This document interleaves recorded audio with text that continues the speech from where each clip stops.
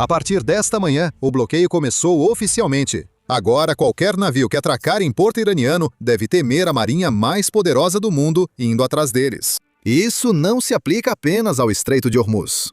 Os Estados Unidos podem interceptar navios em todas as águas internacionais. Agora, a declaração de Trump ontem foi um pouco vaga quanto aos detalhes do que isso significa. Mas agora temos o Comando Central fornecendo todos os detalhes. Dê uma olhada. O bloqueio será aplicado de forma imparcial contra embarcações de todas as nações que entrem ou saiam de portos e áreas costeiras do Irã, incluindo portos no Golfo Árabe e no Golfo de Omã. As forças do CENTCOM não impedirão a liberdade de navegação de embarcações no Estreito de Hormuz, com origem ou destino em portos não iranianos. Assim, só navios com destino ao Irã precisam se preocupar. Petroleiros para o Golfo ou Iraque circulam livremente. Agora, a resposta iraniana a esse bloqueio já é risível e irônica. Mas antes de entrarmos nisso, vamos falar sobre como isso afeta o Irã e sua economia. Porque isso é algo enorme para uma economia que é muito, e eu quero dizer muito mesmo, dependente do comércio marítimo. Na verdade, pode-se facilmente argumentar que o governo iraniano sobrevive por causa do comércio marítimo, do qual o Irã depende. Veja alguns números que mostram o que isso significa. Veja, diariamente, o Irã exporta cerca de 270 milhões de dólares em mercadorias e importa cerca de 160 milhões de dólares em produtos. Tudo isso agora está em risco. Vamos analisar esse número de exportação mais de perto, porque é muito mais do que apenas petróleo bruto. Veja, desses 270 milhões de dólares por dia, 140 milhões de dólares são de petróleo bruto. Então, definitivamente, a grande maioria. Também contamos com os petroquímicos, que têm boa representatividade. Também temos produtos fora do petróleo, como minerais, aço e metais, que somam cerca de 80 milhões de dólares por dia.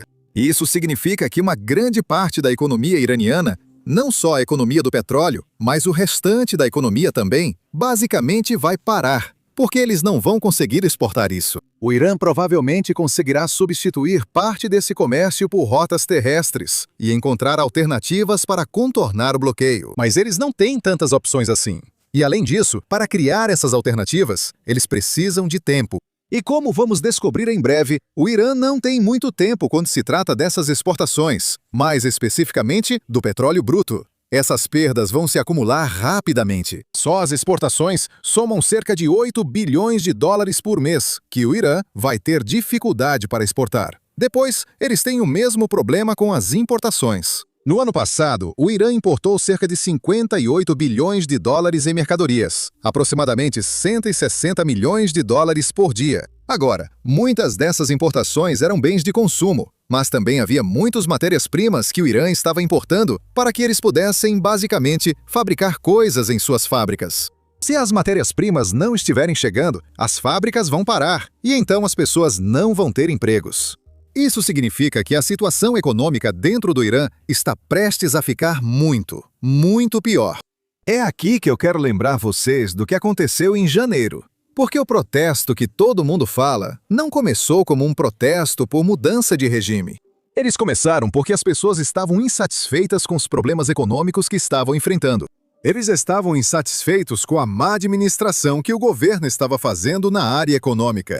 Por isso, quando os protestos começaram em 30 de dezembro, eram econômicos. E logo viraram exigências de mudança de regime. Todos sabemos o que ocorreu depois. O regime matou dezenas de milhares de manifestantes para manter o poder, mas os problemas econômicos que motivaram os protestos nunca desapareceram.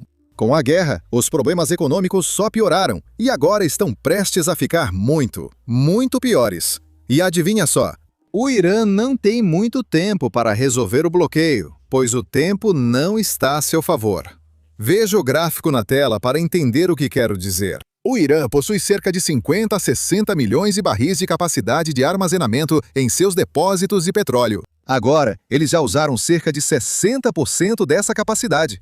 Isso significa que só restam cerca de 20 milhões de barris de capacidade disponível. Então, vamos fazer um cálculo rápido. O Irã produz cerca de 1,5 milhão de barris de petróleo por dia, o que deve levar cerca de 2 semanas para preencherem sua capacidade disponível. Nesse ponto, As empresas petrolíferas iranianas serão obrigadas a fechar poços de petróleo. E fechar poços de petróleo vai causar danos permanentes que serão difíceis de recuperar. Isso significa que, se o Irã não resolver esse problema agora ou rapidamente, eles basicamente estão causando prejuízos a si mesmos, que vão custar muito dinheiro no futuro por um tempo muito, muito longo, talvez permanentemente. Fechar um poço de petróleo faz você perder de 5 a 10% da capacidade de extração, ou seja, é como desperdiçar dinheiro. E para um regime iraniano que precisa desesperadamente de dinheiro, eles não podem se dar ao luxo de desperdiçá-lo. É exatamente por isso que as autoridades iranianas estão começando a entrar em pânico. E podemos ver isso pelas declarações que eles estão fazendo publicamente. Mas antes de entrarmos nessas declarações, só um lembrete rápido para todo mundo clicar no botão de curtir e se inscrever aqui embaixo. Isso tem ajudado bastante no algoritmo, especialmente ultimamente. Recebemos muitas reclamações de que não veem nossos vídeos na tela inicial. Se estiver inscrito, você tem mais chances de receber todas as atualizações. Agora, vamos à resposta iraniana. O porta-voz militar está dizendo agora que essas restrições dos Estados Unidos sobre embarcações são basicamente ilegais. Isso vem do mesmo regime que começou a atacar países do Golfo, que não tem nada a ver com essa guerra. Eles também começaram a atacar navios civis de países como a Tailândia. A Tailândia está basicamente do outro lado do mundo em relação ao Irã. E apesar disso, a Guarda Revolucionária Islâmica atacou um navio civil, porque eles queriam chantagear o mundo. Então eu acho que esse porta-voz militar deveria se olhar no espelho antes de começar a dizer o que é ilegal e o que não é. Acho que o Irã não gosta de provar do próprio veneno. Alguns oficiais iranianos também estão dizendo que um bloqueio naval seria um ato de guerra. Segundo a lógica iraniana, atacar navios de outros países não seria um ato de guerra. Mas quando outros fazem o mesmo, aí sim seria considerado guerra. Mas veja, aqui está a parte engraçada. Os iranianos sabem que o que dizem é hipocrisia, mas não têm escolha, nem muito tempo. Sem dinheiro entrando, eles sabem que as coisas vão piorar muito. Por isso, não liguei para a hipocrisia. Eles só precisam achar uma desculpa que convença o público internacional rapidamente, porque esse bloqueio não é uma boa notícia para uma economia iraniana que já está em dificuldades. É por isso que o Irã agora também está ameaçando intensificar ainda mais essa guerra. Eles praticaram um terrorismo econômico no Estreito de Hormuz e agora tentam repetir isso em Bab al-Mandab. Alguns de vocês talvez já saibam que o Estreito de Bab al-Mandab, do outro lado do Estreito de Hormuz, também é importante. Boa parte do petróleo que antes passava pelo Estreito de Hormuz agora segue pelo Mar Vermelho e Estreito de Bab al-Mandab, rumo aos países asiáticos. Além disso, logo acima do Mar Vermelho, temos o Canal de Suez, que muitos navios da Europa e da Ásia utilizam basicamente para ir da Europa para a Ásia ou da Ásia para a Europa. Isso significa que qualquer problema nesse estreito de Bab al-Mandab terá implicações globais. E os Houthis sabem disso. Eles tentaram esse método no ano passado, mas após 50 dias seguidos de bombardeio, basicamente desistiram. É improvável que os Houthis repitam isso, mas o Irã ameaça, dizendo controlar os Houthis e poder forçá-los a agir novamente. Ouça. Com certeza, estamos falando sobre Bab al-Mandab, onde os iranianos podem usar seu grupo proxy, os Houthis, no Iêmen, para tentar bloquear o transporte marítimo internacional. Eles ameaçaram agir caso haja bloqueio em seus portos próximos ao Estreito de Hormuz. Já vimos antes os Houthis participando do conflito. Brian, já discutimos isso. É preocupante que os iranianos possam usar os Houthis, um de seus maiores grupos proxy, para lançar mísseis ou drones contra embarcações no Mar Vermelho. Agora, há também outro aspecto de toda essa situação que tanto os Estados Unidos quanto o Irã precisam considerar, e esse aspecto é a China. Veja, quase todas as exportações de petróleo do Irã vão para a China. Isso representa cerca de 13% das importações chinesas.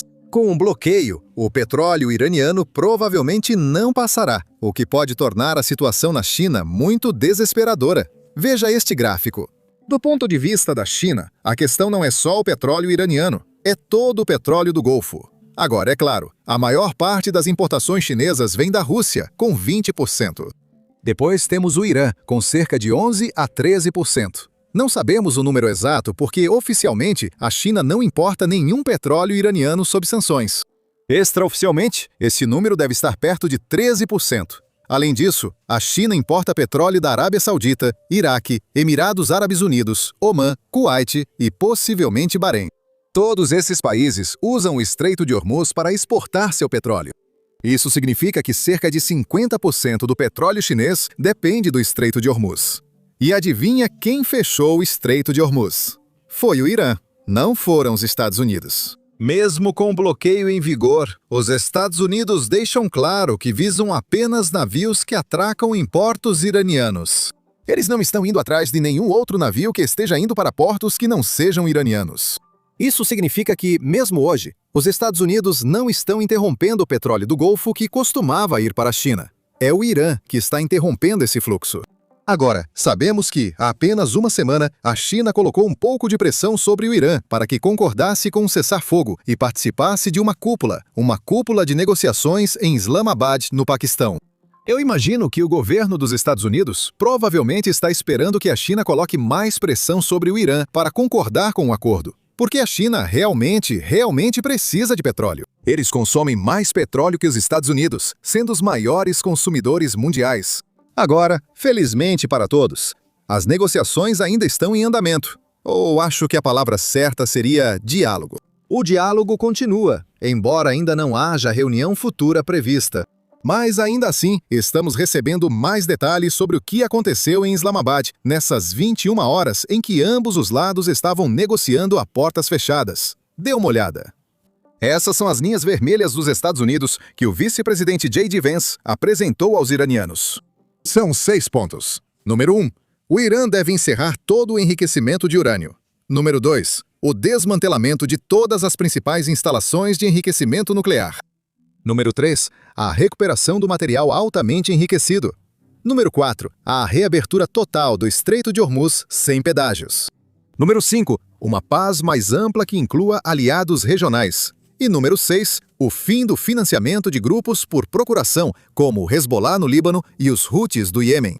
Isso significa, como já havíamos imaginado no domingo, quando a reunião basicamente terminou, que os Estados Unidos basicamente desistiram de impor qualquer condição ao programa de mísseis balísticos do Irã. Eles podem ter quantos mísseis quiserem, pelo visto. Mesmo assim, eu provavelmente só especulava que os Estados Unidos não seriam tão firmes sobre o Irã encerrar o financiamento ao Hezbollah e aos Houthis.